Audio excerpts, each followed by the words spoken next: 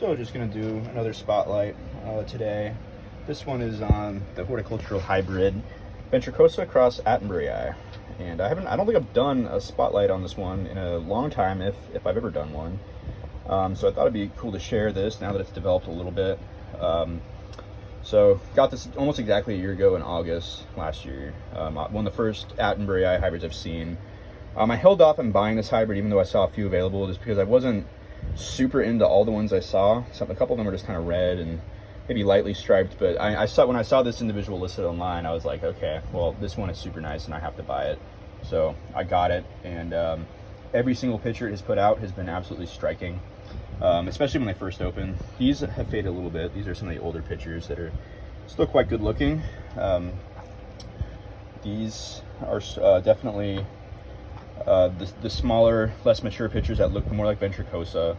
And I'm interested to see, because I noticed that with a lot of hybrids, when a large species is bred with a more moderate or even small species, that the plant takes more after with the pictures with the smaller species until it gets bigger. Then it really just looks like the bigger, it really takes on the body shape and just looks more like the bigger parent. So here's the latest picture that's put, or actually this is the second latest picture that it put out. And it's interesting because these were more cream colored, a lot more brightly colored. And then this one has a lot kind of darker color tones, and I'm not exactly sure why, because then it put out, I thought maybe that this plant was transitioning to this color full time until it put out this one back here, if I can get the camera to focus. Different shape, and it went kind of back to its old coloration, a little bit more cream colored, and very interesting.